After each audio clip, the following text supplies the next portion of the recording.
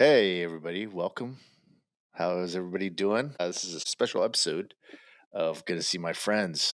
And I'm excited because usually we do movies, and I got Toby, and we're talking movies and how it impacted us. And we're kind of doing the same thing, but we're going to do a little zag here.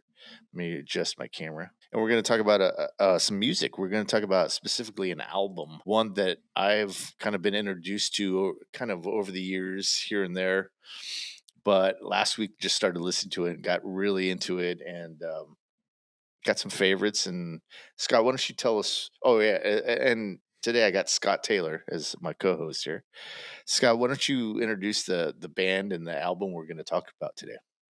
Yeah, this is my favorite band of all time and my favorite album of all time. I'm a lyrically driven person. If you've heard us talk on whatever this is called or other podcast, we've talked about music before. We talked about Pearl Jam. We talked about '90s albums and things like that. And I always come back to I'm a lyric person, and Yeah, I have to have a lyric kind of. It doesn't have to be a whole song, but little pieces of it have to jump out to me about feelings that I've had. And this album is about a lot of feelings that I've had, a it's lot of not. recurring feelings. Yeah, that's the great thing about music, man. Like it, not only that, but it captures that time and space when we first hear them, and then also it kind of you carry it through your life, and at times you're like, yeah, I don't feel like listening to it, and other times you're like, I need it.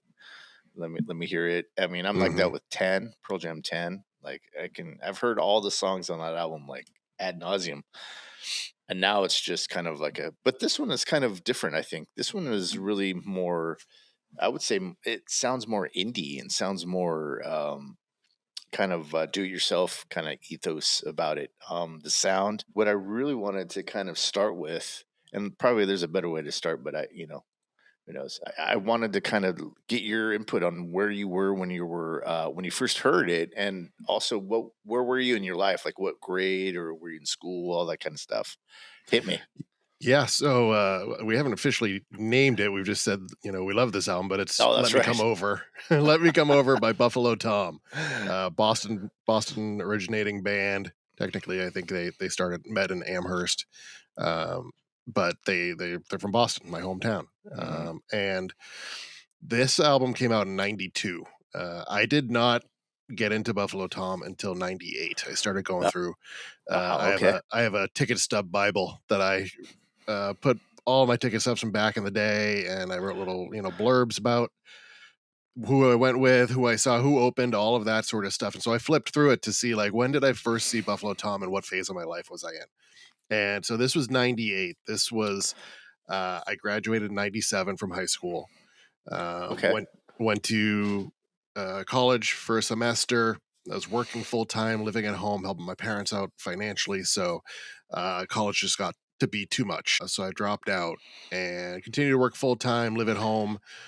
So this would have been about a year after I graduated high school, kind of the time that I was learning my adulthood, that I was kind of thrown into need to earn a living and need to bring in some recovery, but also wanting to have that freedom of going out with your friends and being out late at night and getting up, early for work the next morning and just being tired.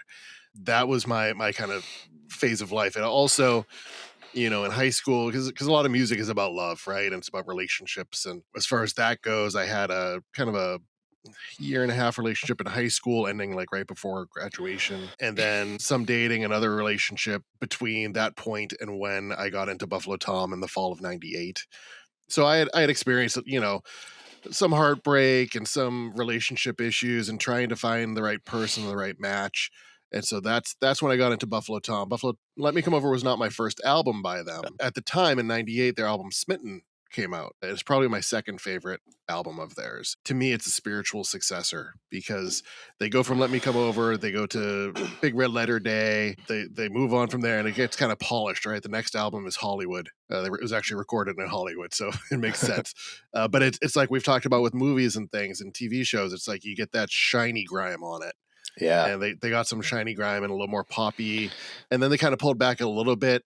And then once you get to Smitten, it's kind of the spiritual successor. So that's where I got into Buffalo Tom, and then went backwards like you do with bands, and you go, "Oh, I like this band. Let me see Yeah. what they've done before." And you go back and you find this gem that came out in '92, and to them, it was their kind of post college years, their third album, their first time kind of finding themselves and really getting their sound. Besides Jay Mascis producing their first two albums, kind of falling in line with that Dinosaur Jr. vibe. And so this one got to the point where it's like it's Buffalo Tom's voice and their specific sound. So they were recording it around the same mental age and environment that I was getting into it, because I was just, out of college, learning how to live a life with a job and with friends and family. And then uh, it was nice that I was able to jump back to this album and see them writing about that period of life. So it kind of Ah, matched up with yeah. me.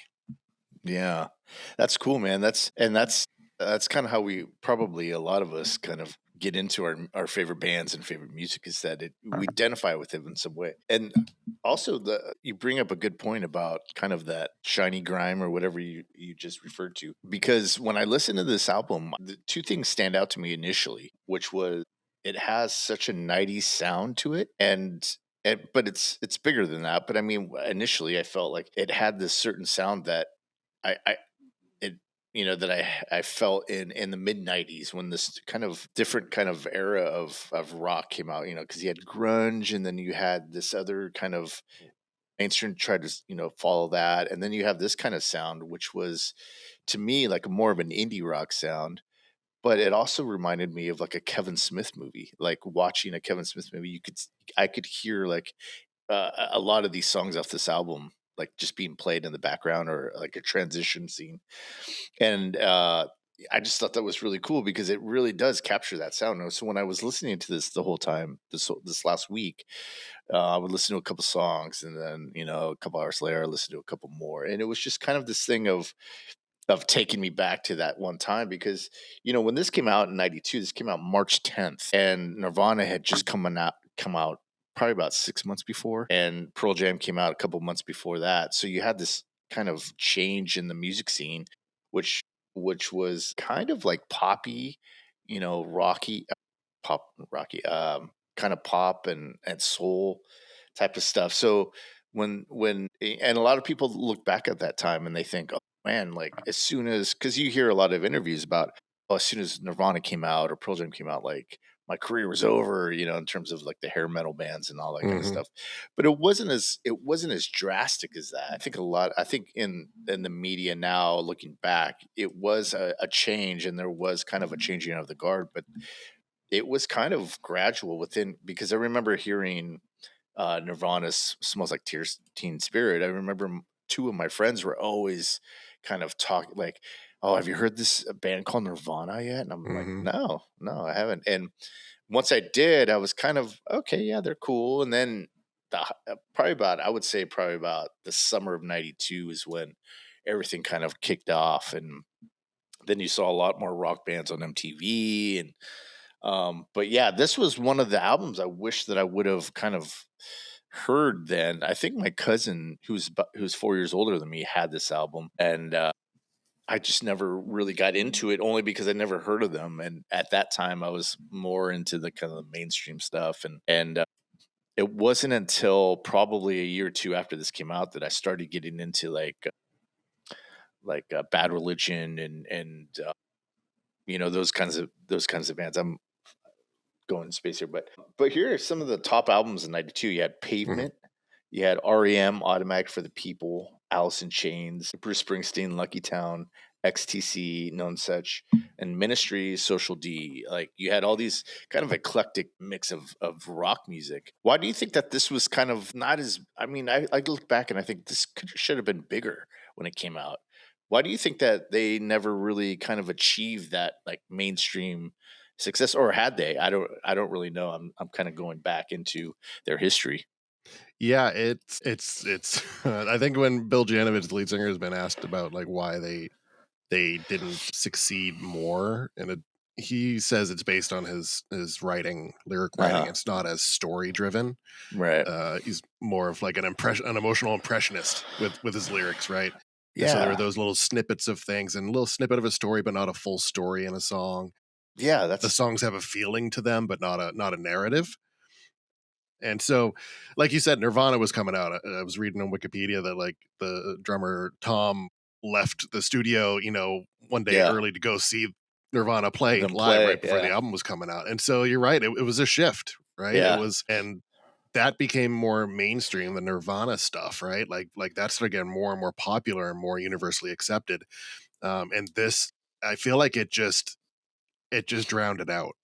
Yeah. I feel like it was just drowned out by this other stuff that was new and exciting, and that they just didn't get to the top there.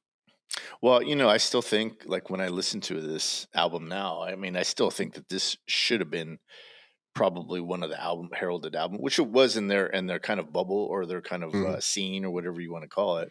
Because when it came out, I think it was already kind of lauded as their kind of, oh, this is their, like what you were saying, it was kind of they're coming into their own. mhm, And it just had it just has a great feel to it. Like you said about the lyrics, yeah, there's, I think initially I was more of like, this is a really cool, simplistic kind of rhyme scheme that he does.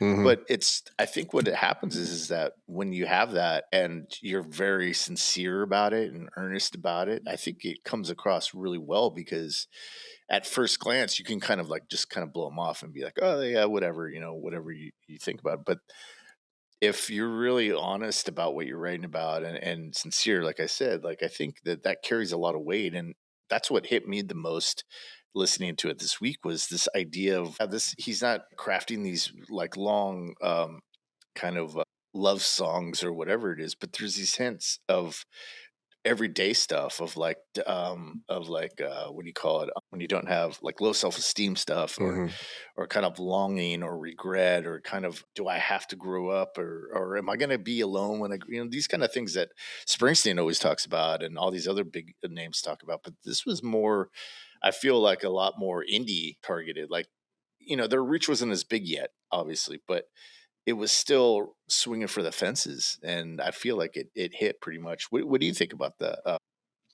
Like where you were in your life when you heard them, as opposed to now. Like, where do you think, like, how has it evolved in your life? I guess that's the question. yeah, I we always tie albums and sometimes bands, but more often albums to specific times in our lives, and Yeah, I feel like that's big a big impact of that was physical media, yeah, right? And was being able to put an entire CD in the car, and you were locked into that CD because you just didn't want to change it. You didn't want to flip through that book or flip down your visor and yeah. figure out what else you wanted. And so you'd give that full album a run Hmm. and listen to the whole thing and get all the tracks and get all the story out of it. I've been doing some chat GPT therapy, for better or worse. And one of the things that I kind of tried to point out to me, and it made sense to me, is that I'm not drawn to sadness, I'm drawn to impermanence. Mm. Songs Oh that wow. Okay. understand that life is beautiful because it doesn't stay. Yeah. And it's everything has a season, and there's an ebb and flow to everything. And being sentimental, people that carry old versions of themselves with them at all Yeah. times. Yeah. And this is an album that's like that. I feel like Buffalo Tom, all their album and their music is kind of like that. As you go on through the different albums, they like I said, after this one, they get to Big Red Letter Day, and that's a big. You've got like Soda Jerk on there. That's when you get them on My So-Called Life as a band. Yeah. So they get a little bit of a bump there, but it's at the time I was when I got into Buffalo Tom and smitten in this album, it was that I was solo. I was experiencing time with friends, but I was dating on the AOL personal ad scene, meeting people that way, finding people, clinging to them, and not getting the love back that I wanted, that I was Yeah. putting out Yeah. there, unrequited love, I guess. So a lot of that is were my feels during this time. So I can draw a lot of emotional ties to different pieces of the lyrics, just different girlfriends that I had for short periods. That's interesting that you say that because I think, let's see, I think that when we're that age too, I think that, at least for me, anyways, there's this thinking that like when you meet somebody, and dude, this was me to a T, was that when you meet somebody, like, I had this previous relationship where it was my first relationship ever, my first love, so to speak. And you just think that, oh, okay, I know the pathway to that, to love. So if I can get this new person to love me, then I'm set. So I was just always constantly trying to get to that. like meeting somebody and being like, within a month being like, and just them just being like, and I was just a crazy kid, but yeah, that makes a lot of sense. Like Mhm. Velvet Roof, like when you first heard it on this album, and now is your relationship to certain songs on this album, um, like I know they're always going to be the same, like the connection is always going to be there, but does it change like the way you look at things or the way you even look at a song? Like Velvet Roof. Has it changed since then, or is it kind of still tied to the same memories? It's funny you say Velvet Roof because one of my least favorite Buffalo Oh, is it? Tom Man, songs. I love that Uh, song. it's very poppy and it's very dancey and I can get into it, especially Yeah, especially live, of course. But no songs to me they do lock in a place and time, yeah. and I have a hard time listening to a song and then getting references to other stages of my life or my current stage in Mm, my life. As long as it's been locked in there, it's like yeah. final answer, and it is what it is. Oh, that's I can have interesting. some shifting there, Yeah. like Larry, reminds me of a dog that I had passed 4 years ago, Hmm. and it didn't before that point, like it, Oh, yeah. but during that time, it just kind of because I had heard that Bill Janovitz, his cat or his roommate's cat was named Larry, and it was kind of about the cat, and they lived in this, I forget what they call it, like a railroad apartment or whatever, where all the rooms are in line, right? Uh So huh. it's like bedroom and then kitchen, and then they're all just in one Oh, like straight a shot. flat. Yeah. Yeah, so it's just straight across. So it's not like a square or anything like that. It's Right. it's more of a column, Oh, and very common back in Boston. So just the cat waking up and the cat being all over the place, and so that made me think of when I had that dog Woody die, like Larry turned into Woody for me, and that's when I hear it and I think about Woody and I think about his passing and I think about other dogs and then that yeah. ties into it. So I can give that little bit of tie into to other music, but I'm always locked in, man. It's Yeah. I hate change. One of those people, and I just it's the song. It was meant about this thing. I can pull little snippets out and be like, "Oh, this reminds me of a girl I dated that was really into Buffalo Tom."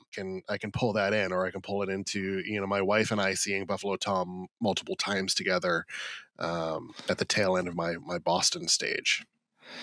That's nice, dude. I got a couple questions here, and then we'll get into the tracks of this album. The main question I wanted to ask was, I haven't listened to all their albums, so obviously it's not gonna. I'm kind of We're not. coming at this We can't all be perfect, Steve. right. Exactly.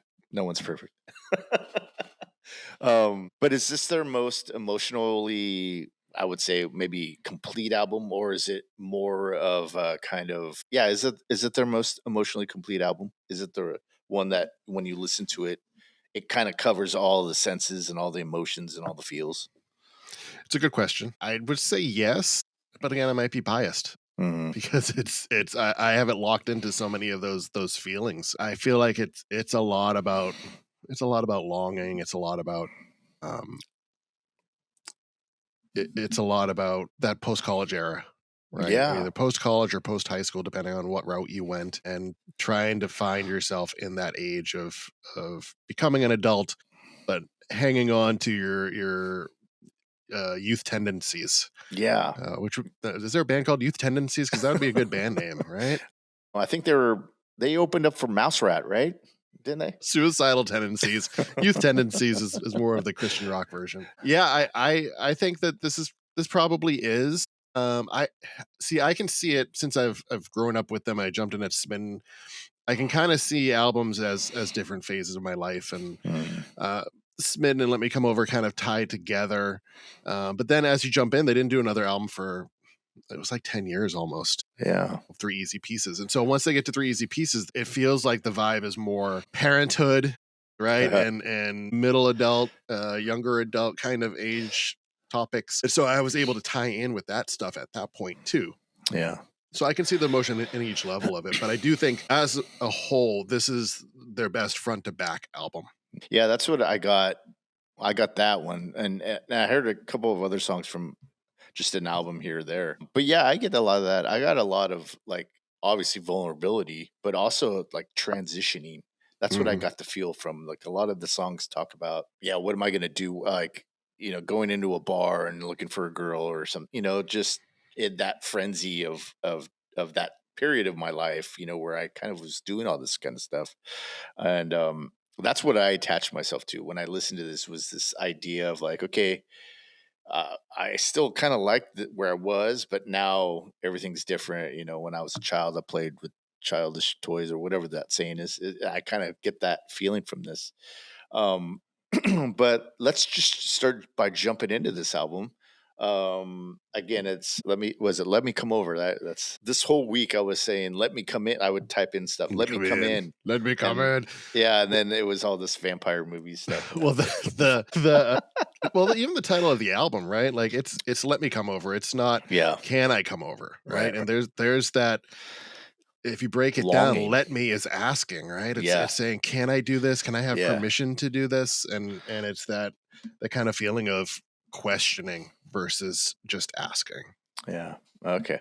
So let me pull up the list of the song list here. Staples. And this is a great like intro to this album.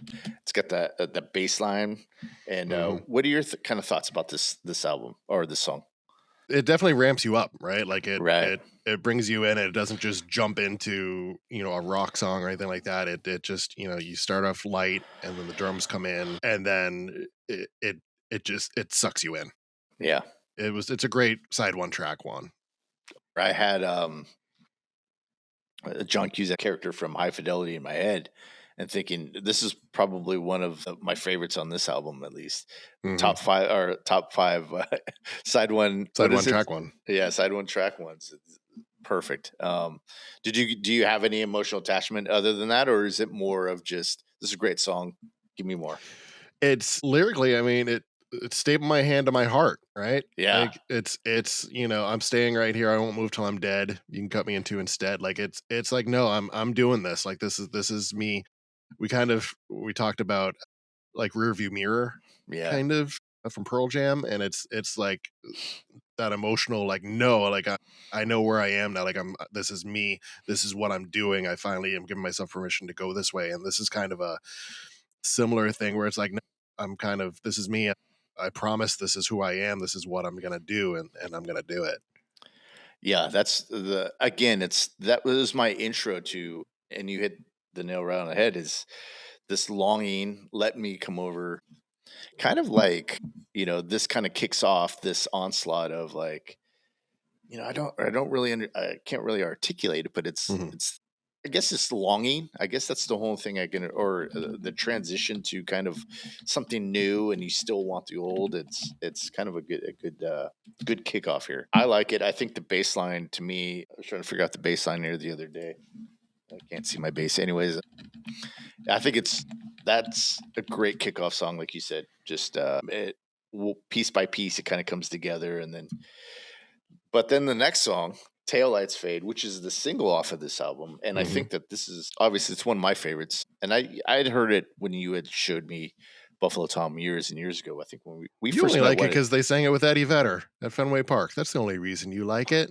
That's right. Yeah, that's exactly right. No, but it's a great song. I have a little surprise for you coming this week about that song. But anyways, I pull up the lyrics here. I should have had the lyrics already pulled up, but yeah, this is just one of my favorites off this album. What are your feelings about it? Is this one of your favorites off the album? Yeah, I mean, it's. I think they were surprised that it was picked for the single. From what I read, that Yeah, they thought like, it's kind of depressive, but that's what they're known for now. It's uh, let me tell it's fade resignation, feeling older than your years, and alienation. Right, yeah, that's what they've said about it, and I can see that. There's a middle part that's kind of true life. Read a thing about this girl. She was a hermit in her world.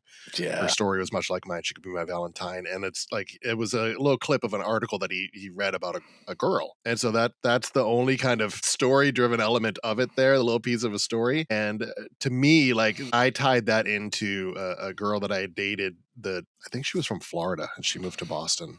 But she was into Buffalo Tom. And Uh-huh. that's when you find someone that you're like, you like this band that I really like, Yeah, yeah.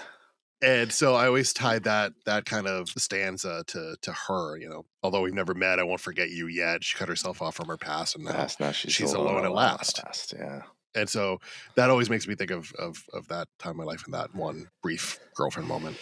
That's pretty cool because in my whole experience of dating, like I've never met a girl that loved Pearl Jam as much as I did, and that was always it wasn't a deal breaker, obviously, but it was always just a sore spot because I Hmm. would love to have like taken them because they were like, oh, I like Jeremy and Alive, and it's like, okay, yeah, yeah, yeah, that's cool, Yeah, and some of this I say girlfriend and take that lightly. This is dated a couple times, and I pined more than they pined.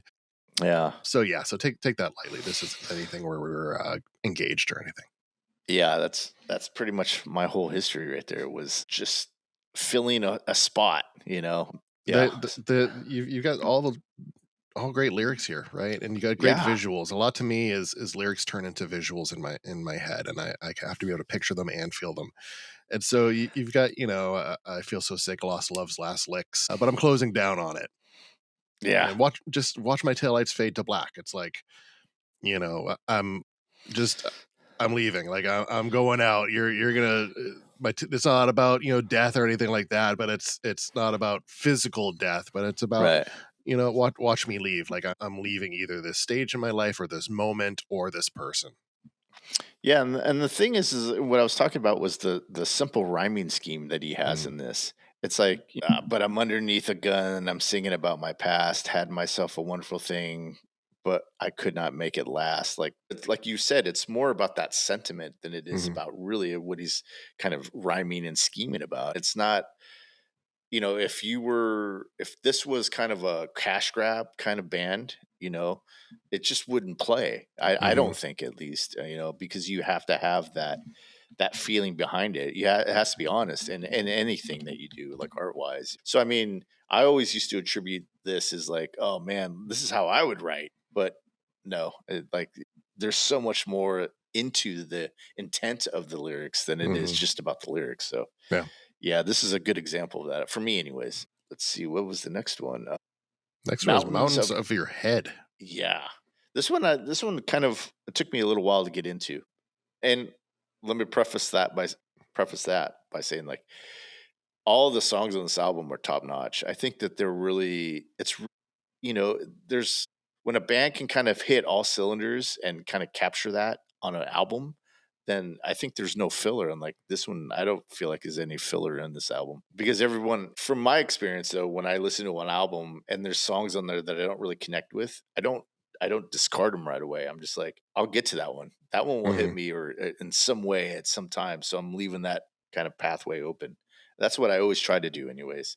And And I think you're unique in that, because especially those darn kids, I feel, with being able to just skip a song so easily and go to the next song or go to the next artist. yeah, I feel like they're missing out on that, giving the album room to breathe, giving the yeah. artist room to breathe. Yeah, I was, because working in the record store kind of industry, retail, you kind of get this elitist, or I've seen it too, and I used to be like this when I was younger too. It was like that sucks. Oh, I don't hate that. Oh, I hate that song. Oh, I hate that band. You And get it's more like, Jack Black than yeah, yeah, and I'm more of I learned from that, thinking like, well, I don't want to be that way. I love music, so I want to be able to um, listen to an album. Maybe I don't like the album at all, but I'm not going to say that they suck because at some point, like kind of like how I feel about Creed, is like I never really slagged them, but I never listened to them, and mhm. it's like, well, at some point maybe I'll identify with this album in some way. And now I kind of look at them like, oh, they made it, like you went through all this stuff. I mean, the Creed went through a lot of stuff as a band, and it's like they made it, and now they're celebrating by playing all their songs and getting back together. And I there's something to kind of admire about that. So that's me in a nutshell. So anyways, Mountains of Your Head, what comes to mind when you hear this song? You know, it's it's one of those ones that I enjoy on the album, but I don't draw anything to it. Any of the segments of lyrics, or it's just one that I kind of, like you said, it's not filler. It's still Hmm. a good song in there, but Yeah. I don't tie it to anything in my life. I don't, but I enjoy it. You saved my life now once or twice, and I'm not willing to let it go. Lyrically, it's good. It just doesn't jump out at me. Yeah, that's the same thing with me, was that it just didn't kind of connect with me right away. I love the music though. The music of it is Mhm, pretty cool. But yeah, that to me this was kind of a song that was kind of like, oh, like I said, oh, okay, it'll come to me in some time, mhm. and if I just got to keep listening. Yeah, Let's go I'm, ahead. Oh, go what, ahead. 30, 40 years out 30 years out from it, still waiting for it to come to me. Well, that's it's interesting because there's albums that when I'm listening to an album and I'm like, "Oh, man, such a horrible song. Why did they put this on the album? Or they should have just not put this on the album." And then at some point, like I'm going through something and I'm like, "Oh, I get it. Oh, this song is perfect." Like I feel it. And it's the same song. It's like same lyrics, same music. It's just at some point I'm like, "Oh, I get it now." And that's Mhm. happened to me a lot of times with a lot of music. So, yeah, I always try to keep that open up. What's next? Mineral? Is that Mineral, Mineral. Mineral? Yep. Let me hear your thoughts on this one. I do enjoy Mineral. To me, I mean, the chorus is just "You're so green," right? It's just that's it over and over and over. But you can feel it through the vocals. Just Yeah. that one line over and over, you can kind of feel what's going on. The segment of lyrics that I enjoy most there is, "Merry Christmas, you said to me, empty drawers, nothing left for me. We turn That's around now, and what did we see? All our whispers and transparencies." And again, like you said, easy lyric rhyming, right? It's rhyming me, see, and then transparencies. But if you break it packs a down, punch. Yeah. yeah, it's to me, it's like something ended, right? Merry Yeah. Christmas. Like it's just Merry Christmas, kind of in passing, like bye, Merry Christmas, and then it's the end of a relationship. It's like what do we do see when we look back? There wasn't a whole lot there to hold on to. Empty drawers now. It's over, and even looking back, it just wasn't right.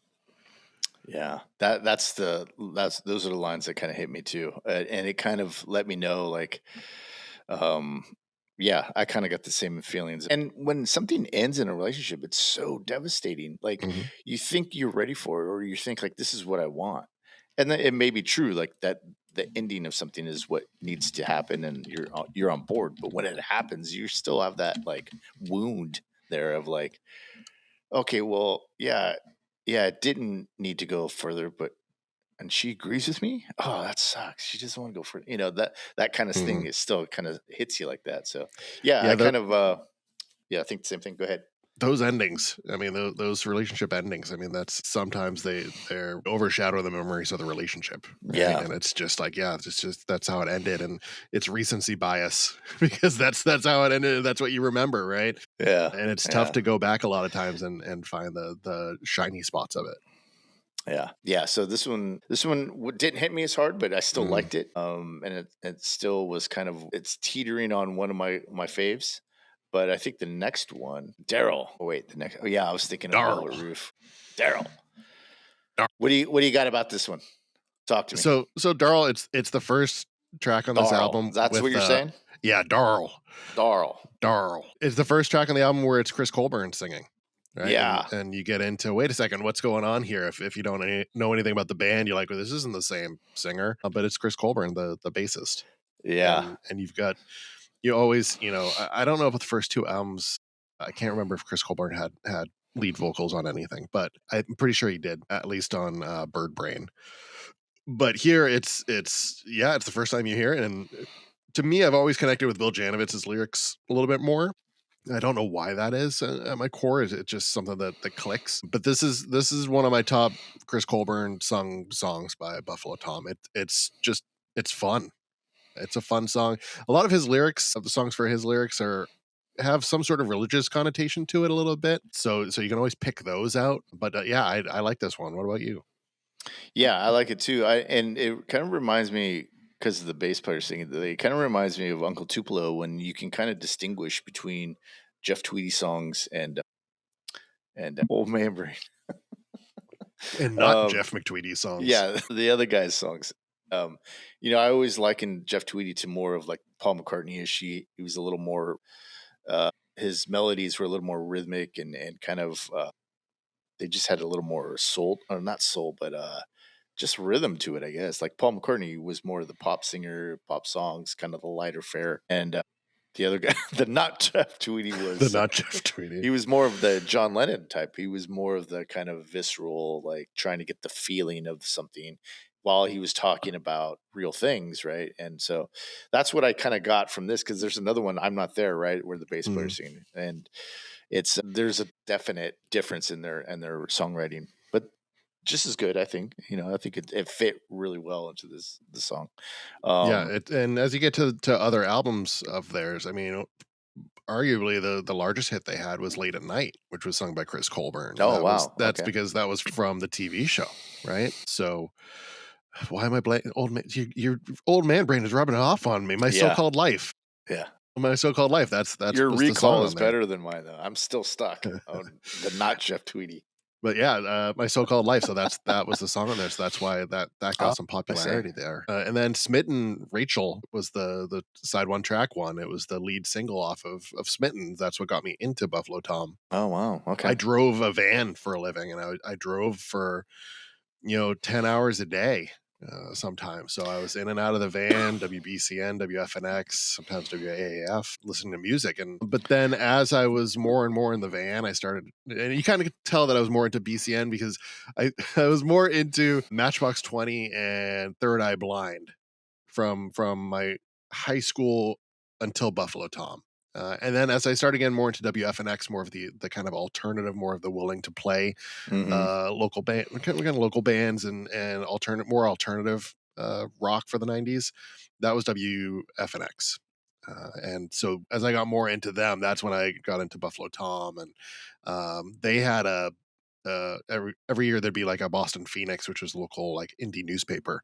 They'd have a music poll, and you'd vote on who the best local band was, the best local singer. And for Smitten, I believe Chris Colburn won that year for best local singer. Yeah.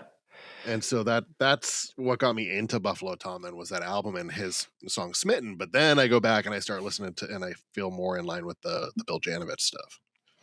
Yeah, that's interesting, because I drove a van too for a couple years, and yeah, those van rides, dude. You're just, and it's really interesting because in the Bear and Santa Rosa here, um, so they used to have 97.7, which was like music from like the 70s and before, rock music, the old classic rock station. That's what it was. And then you had not live 105, 101.7, the Fox. Did you remember that one? Do you remember that Yeah, I think station? so. And they played classic rock, but also new rock too. And it gets to the point where now those two kind of styles are meshing now, because I remember 101.7, the Fox used to have an ad, was like, where we bring you the classic, and then they would play a clip from a classic rock, to the brand new modern rock, and it would be like Jeremy Spoken, and now that's like all in one group of Hmm. classic rock. It's just so amazing. Okay, Let me anyways, yeah, ask you this piece before we move on sure. to Larry, because I was thinking about it as I was looking through, and as I just made that statement of, I was more into like Matchbox 20 and Third Eye Blind. Why do we feel the need to apologize for that? I feel like Yeah. I feel like Oh, I it's burned in me to be like, oh, I'm sorry that I really got into a really popular album that many other people got into. Like I was really into Matchbox 20. I saw them so many times. Almost got a tattoo, B20 tattoo. Really into them, and really into going back to Tabitha Secret and uh-huh. Oh yeah, that stuff, because and the lesser known songs and yeah, bootlegs. And I feel the need to apologize for it. It's a weird thing. I think it's just, because in the 90s, I was much more opinionated about what was good and what was bad. And me being in bands, and me kind of, I was working at the warehouse, and you kind of get this elitist type of attitude about music. And everybody does, I think, at some point, kind of weaponize their hatred of music, so they're like, well, if you like this band, then you're this and whatever. And now I'm past that, so I'm like Creed. I was like, why is this band popular? Like, or Three Doors Down, why is this band popular? Like, I don't get it I feel like as a culture, and like a lot of things, maybe it's because it's easier to access information now and see Yeah, more people as a volume. But I feel yeah, like we're heavy on jumping onto a pile on. yeah, And if others are piling onto something, you're like, oh, I'm going to pile on that too. And I feel like maybe that's the mindset I've gotten into where, like you working in an industry, right? Where you saw all these bands, you're like, there's so much better stuff than this thing that this media album company pushed and paid to Right. get up into the mainstream and forced it to get up into there. And I feel like if you know a lot about something, you see the underbelly of it and you're willing to give the underdogs a chance and you're willing to root for those underdogs versus if you're coming at it from outside of an industry like that. Yeah, that's true. That's very true. That's because, yeah, you see the machinations of all these companies and people that are trying to make this band huge. Especially when I worked in San Francisco at the Virgin Megastore, you would have these people from like WIA, these distribution companies that would come in and restock their bands. So it wasn't all the bands; it was just the bands they had on their roster. So they would come in and restock Matchbox 20. So you see all this stuff, and they would have free tickets. Hey, they're coming into town. Do you want some tickets? And so there was this push, and like I said, you see it all, and then you're like, well, I know bands that are better, and you have this, and me for having this elitist attitude of like, oh, I could do that, or and so yeah, I feel like I did that with movies too, though. Like, maybe it is for many people a sign of growing up that you're kind of willing to reach out of outside of the mainstream. Like, yeah, we've talked about movies and the movie Happiness, right? Like, how would I go see the movie Happiness if I was not like reaching for independent cinema and like let me get out of the mainstream and see what's out there and getting a taste for it and enjoying anyways, it. So Larry, then that's when I start getting into this album. Like, really, it starts to hit. But give me your impressions of Larry. Larry, like a lot of it is instrumental. Right, the lyrics there's not a ton there. Just pulling up the lyrics, it's like five little stanzas. That's it. Yeah, So a lot of it is the music, and to me, the music it's great because you can just like slowly bop along to it, and then it crescendos like new new new new new new new new new pause. And like you hear that it's almost like a metronome just in the middle of just to yeah, reset it. yeah. Lyrically, it's like I said, I tie it to past pets that I've had and tie it into all of that. But musically is where it's at. Yeah, this one I don't remember too much from it. At some point, some of these start to blend in together because I'm like, oh no, that's not the one I was thinking of. So yeah, I mean, for this one, Larry didn't really hit me all that much, but I think where I start to kind of gush over this album is the next one. And are you done with the Larry? You Yeah, have anything else? Okay, no, I'm good. I mean, there's good stuff there. Like I said, lyrically, there's not a ton there, right. but live, this is a great song Oh, okay, because I got to check out some live. it feels like if there's a jam track that musically this is the jam track, like it's there's a Yeah, little room to breathe on it yeah. and you can just vibe with it. So one of my favorites on the album is Velvet Roof. Now you had said earlier that this is probably not one of your favorites on the album, but for me, I love the chaos of that riff. It's kind of this. It's driving. It's the production on this is really cool. I think because it brings out the reeness of the dry. It has a little grit to it, but the guitar sound on this is really driving. It's really crisp. I think that's what cuts through the whole album for me. Or Mhm. album, the song. I think that's why, and it's got some energy. It's got some muscle to it, even though it's not like riffy. It is riffy, but it's not like bar chord or power chords. It's more of open strings, and to me that gives it a ringiness and a cleanliness, not the cleanliness, but like a I don't know. I love this song. I don't even have to listen to the lyrics. I just love the music to the song. It gets me going. A couple times I would start with the song and then listen to the album. But you have other thoughts on it. What are your thoughts about this song? Yeah, musically, I mean, it's like you said, it's the tune to it is great. Yeah, The placement of all the instruments in it is great. The only thing I tie it to is around the time that I would have been getting into this, I had a car where the fabric of the roof was starting to hang and yeah, sag, and so that's the only thing I tie that my velvet roof. I just think of the header in that car and just how the fabric sagged down in uh-huh. spots. That and there was a girl that I had technically, I guess she was my first girlfriend. And she was like, "Oh, I could replace this with new fabric for you. I could put new fabric up on Yeah. your roof there." And so I tend to think back to that just because of the title. Oh, and a lot of things about these songs too is that the great thing about them is it adheres to the whole thing of get to the chorus, don't bore us, which is the thing that when I went down to LA and recorded a demo with one of my bands, it was like that was what the producer guy was saying, or the engineer. He didn't have a producer, but the engineer was saying like, "Hey, yeah," he goes, "You guys have got great songs, man." And we're like, "Oh, cool, thanks." And he was like, "Yeah, it's a lot of like get to the chorus, don't bore us." I'm like, "Oh, I never heard of that," and now I hear it all the time. So that to me, that's kind of like a majority of these songs. "I'm Not There" is the next one. Now this one reminds me of Uncle Tupelo for some reason. It has that for me. It has that kind of alt country kind of feel to it, or kind of folky feel to it. Well, what's your feeling about this song? It's another one, kind of like Mountains of Your Head, where I'm like, okay, I enjoy it. Not a lot for me to draw out of it. Yeah, I don't yeah. tie anything in. If I was gonna skip something on the album, it might be this song. The thing about the folk point I was going to make, and I should have made it at the beginning because it was in my notes at the beginning. And I did some deep dive on the album too. And when they originally mixed it, they had the acoustic. He wanted it more acousticy than electric guitar. And they went through this whole process, I guess, where they went to a guy for mixing, and he mixed it really different.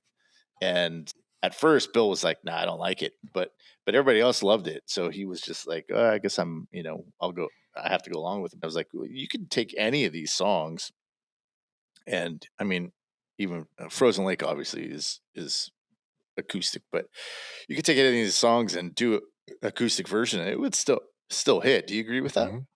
Yeah, and I've seen, acoustic only sets by Yeah, Buffalo Tom. Like they would do like a Christmas show. And I remember one specifically, I think it was at the Paradise, where they did two sets, yeah. and it was acoustic. It all lends itself to being acoustic at its core, I think. Yeah, there's a lot of legacy bands that are doing that. I think Tonic. Were you a big Tonic fan at all? Yep. Yes. Yeah. So I think about 10 years ago, they redid the Lemon Parade album all acoustic and put it out as an album. And, I think a lot of bands would be cool doing that because it sounded great, and a lot of those translate really well. And I think a lot of these songs really would translate. There's a couple that probably wouldn't, but it would still sound good, I think. So would Stymied. Stymied. Stymied. Yeah. Another one that I'm kind of like, I don't really have any ties to. Yeah, me And neither. I enjoy, but I like the kind of guitar riffs in there. Like I can enjoy the energy that's in it with the guitar, but nothing jumps at me. Yeah. Okay. Porch Light is one of my Porch faves light. on one of my faves on the album. Really kind of there's Porch Light, it kind of reminded me of a song that my friend wrote in my one of my first bands. He called it it was a song called Leave the Light On.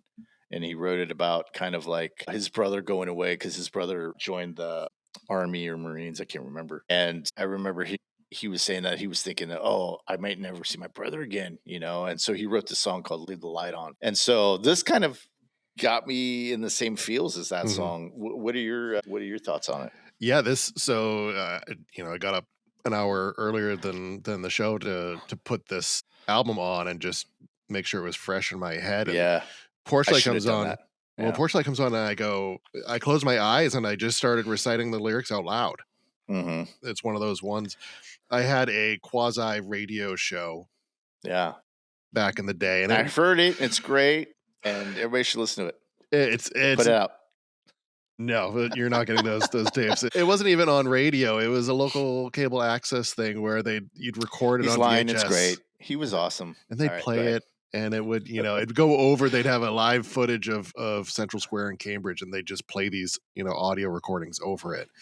Wow. And we had no rights to the music or anything like that, so it was just really shoddy. But the name of my show, I called it Porch Light after this song. It Oh, feels almost like, when you're talking about the lyrics and their easy rhymes and stuff, this yeah. one feels like it's not. It feels more Yeah. spoken No. word, little bits there. It's like the man says, "I ain't here on business, but it's all work anyway." Right? That it's Oh like, man. yeah, it's all work Yeah. anyway, man. That's it.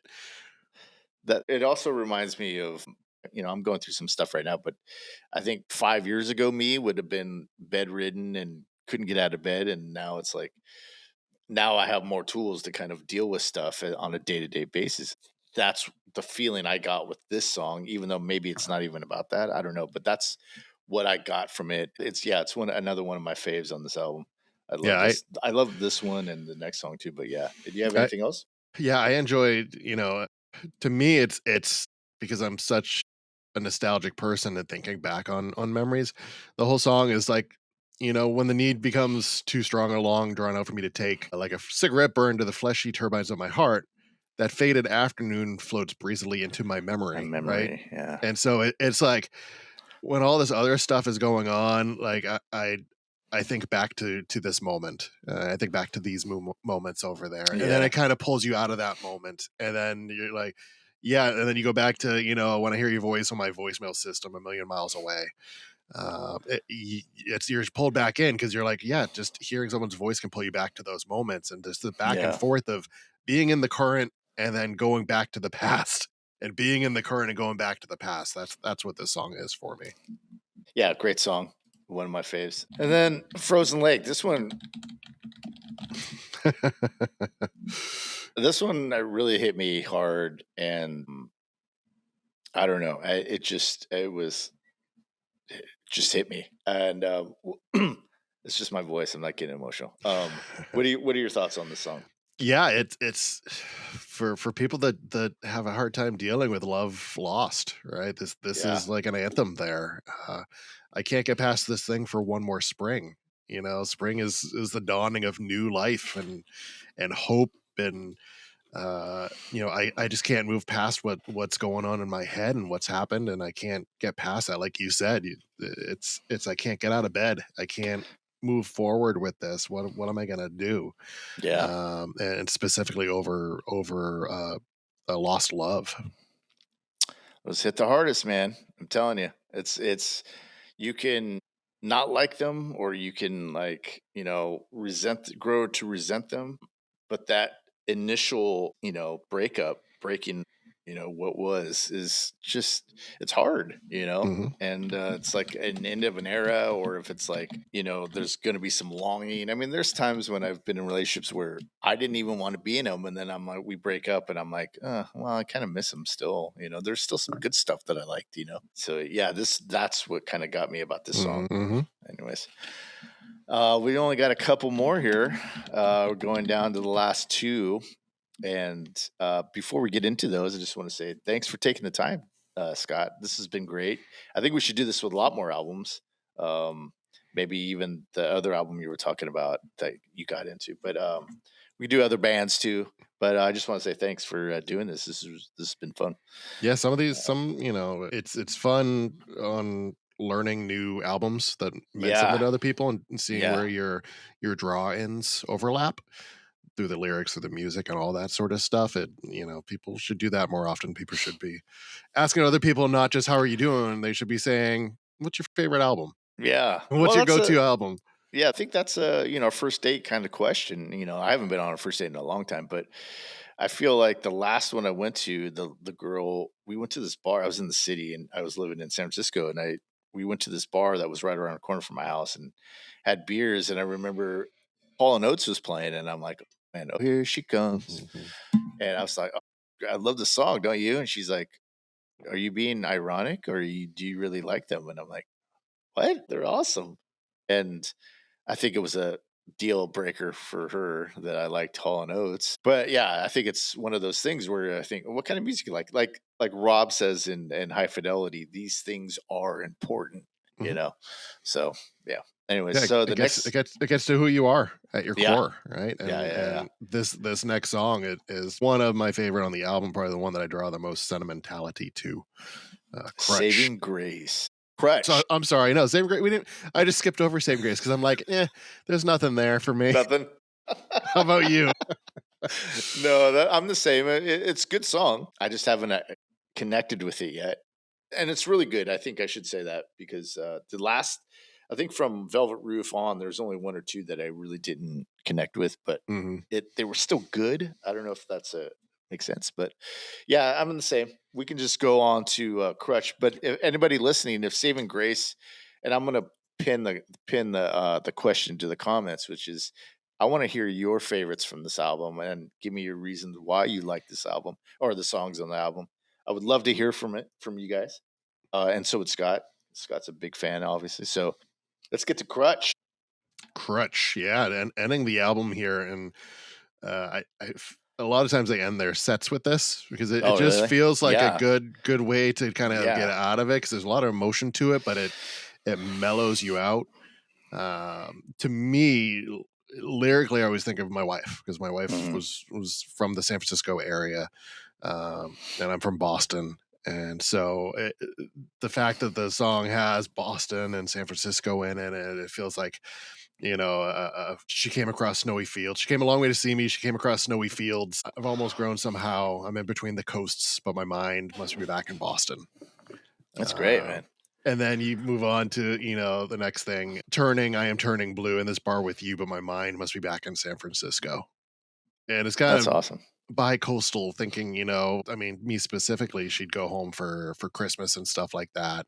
And so me thinking, I'm in Boston, she's in San Francisco. And then later when I'd move to the San Francisco area, having emotional ties to the song because I think of Boston. I think back to Boston and the there's one part where it goes, the end of it is highways, my head is loose at last. The radio's on full blast, and I'm rolling in a midnight Chevrolet. Snow dust, I'm caught dead in the night. The stars and firelight. The sky is a jewel. I believe I'm back in Boston. And That's great. I so much of my musical history and memories is driving. Yeah. Just when you get to the age where you can drive and you potentially get your own car and then you're just driving, you're just out there because that's the freedom of it all. Yeah. And just one specific spot, driving on Route 2, leaving Cambridge up through Arlington and going that way, and then coming back from into Cambridge and into Boston on Route 2. I sent you a picture. It's like there's one point where you kind of just come up this hill and then you start to go downhill and down into it. And you can see Boston off in the distance.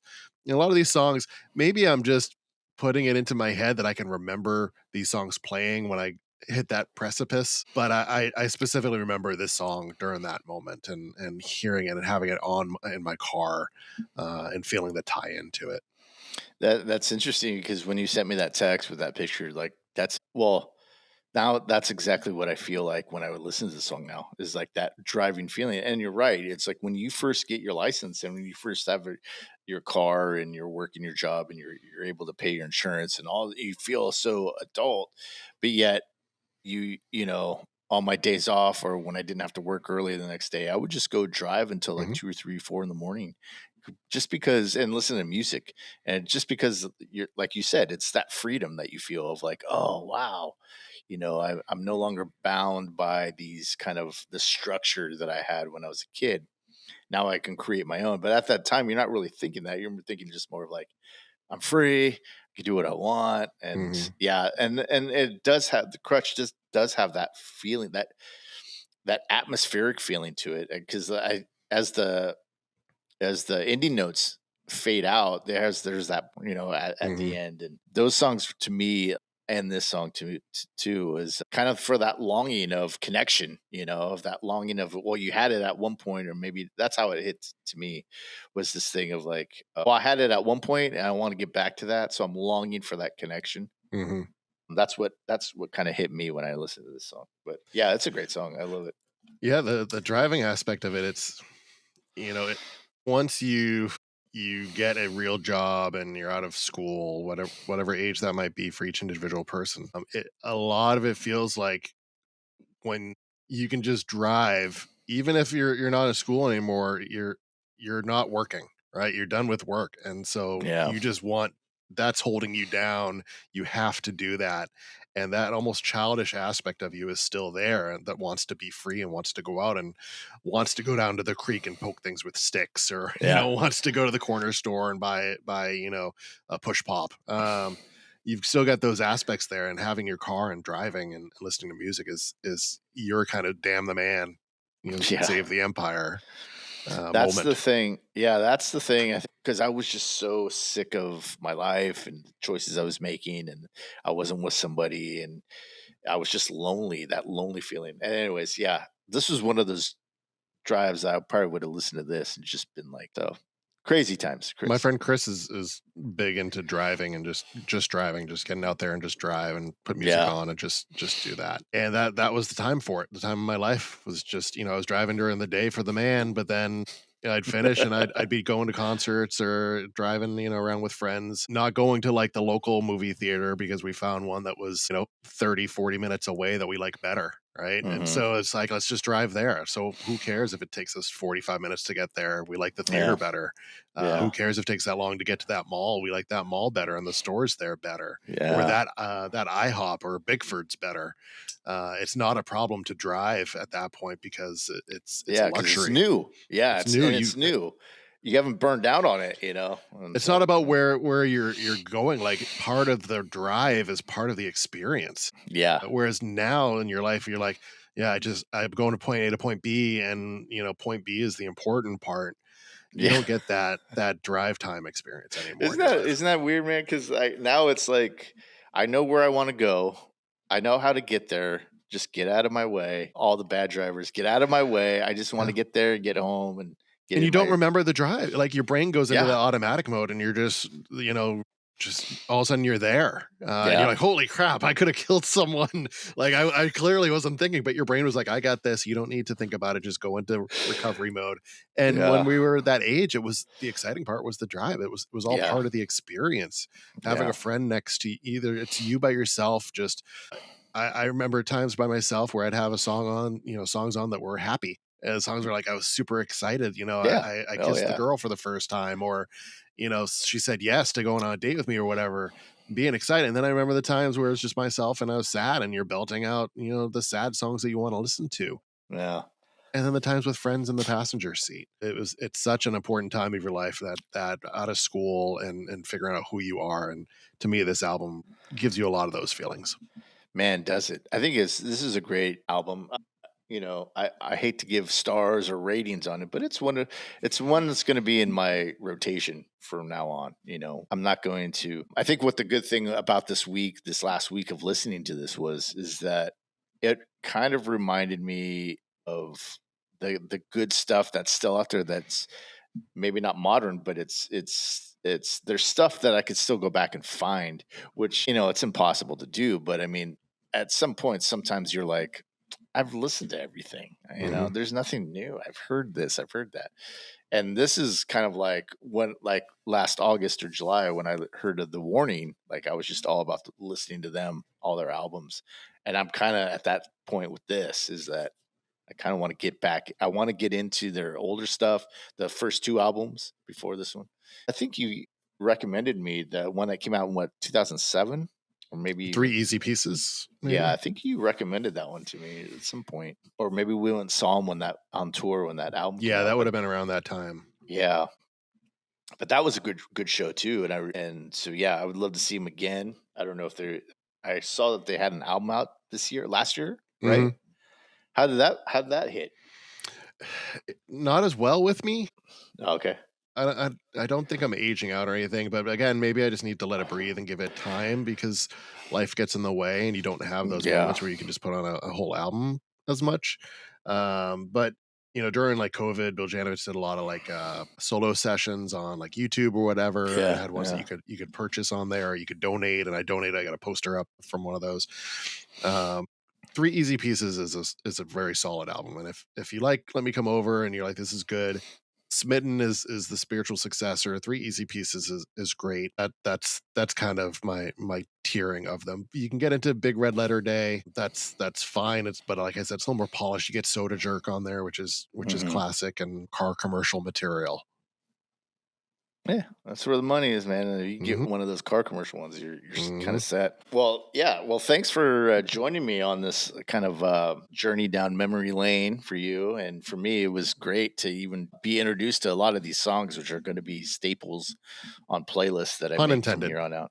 I'm full of them. But yeah, thanks again, Scott, for doing this. We got to do this again. Also, check out our other podcast that we have on the CR network, which is whatever this is called. But there may be some rebranding there, maybe a little bit. I don't know. We're still talking about it. I like the new logo. I like the new stuff. Maybe we'll introduce it. Maybe we'll talk about it a little more. But Thanks again, Scott, and we'll do this again. And for everybody listening or watching, thanks for joining us. And like I said, put your favorite songs from this album. I'll pin it down. I'll pin the question down in the comments. And yeah, so thanks for joining us, and we'll see you again soon. Thanks, guys.